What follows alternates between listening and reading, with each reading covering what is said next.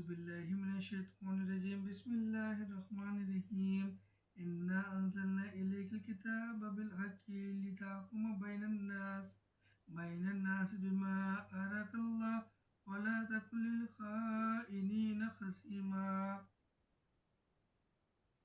یقیناً ہم نے تمہاری طرف حق کے ساتھ اپنی کتاب نازل فرمائی ہے تاکہ تم لوگوں میں اس چیز کے مطابق فیصلہ کرو جس سے اللہ تعالیٰ نے تم کو شناسا کیا اور خیانت کرنے والوں کے حمایتی نہ بنو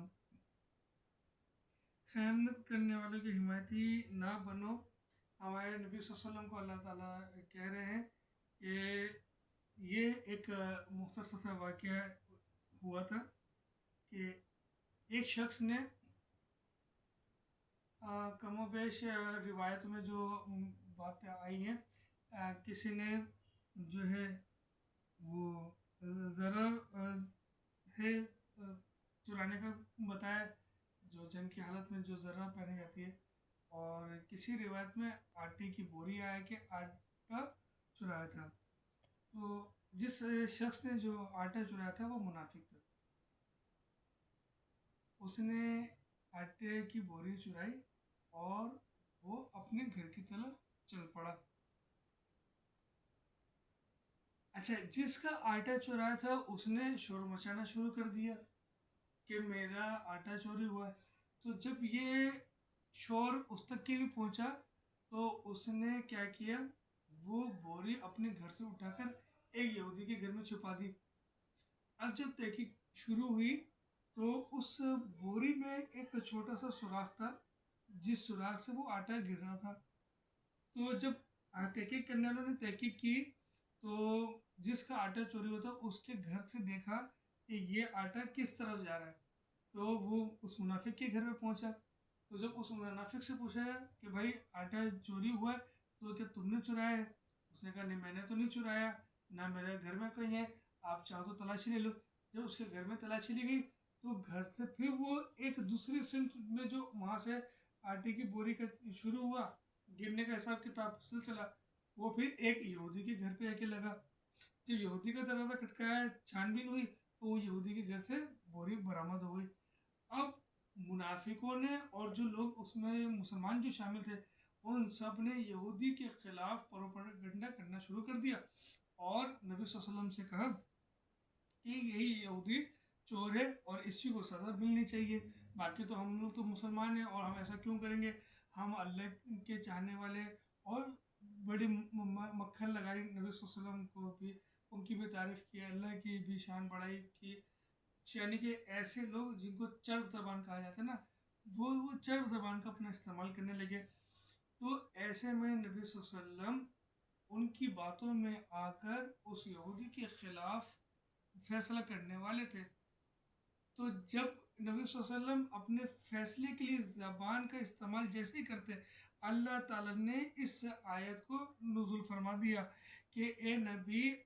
حق کا فیصلہ کرو، اس چیز سے فیصلہ کرو جو کتاب ہم نے آپ کو دی ہے، جس علم سے ہم نے آپ کو شناسا کیا ہے اس کے مطابق فیصلہ کرو، اور یہ خیانت جو جنہوں نے کی ہے ان کے حمایتی نہ بنو۔ اب اس آیت میں ہمیں صرف اس واقعے کا پتہ نہیں چلتا بلکہ بہت ساری چیزیں ہمارے سامنے آتی ہیں کہ نبی صلی اللہ علیہ وسلم جو کہ خود ایک بخاری کی حدیث میں ہمارے نبی صلی اللہ علیہ وسلم نے ارشاد فرمایا ہے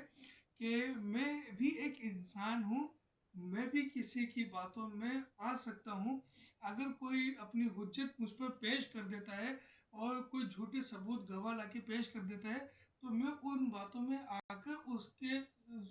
حق میں فیصلہ کر سکتا ہوں۔ اب یہ تو اس کے اوپر ہے کہ اگر میں کسی مسلمان کا حق مار کے اس کو دے رہا ہوں تو وہ جو اپنا حق لے رہا ہے، آیا کہ وہ حق نہیں، وہ ایک آگ ہے۔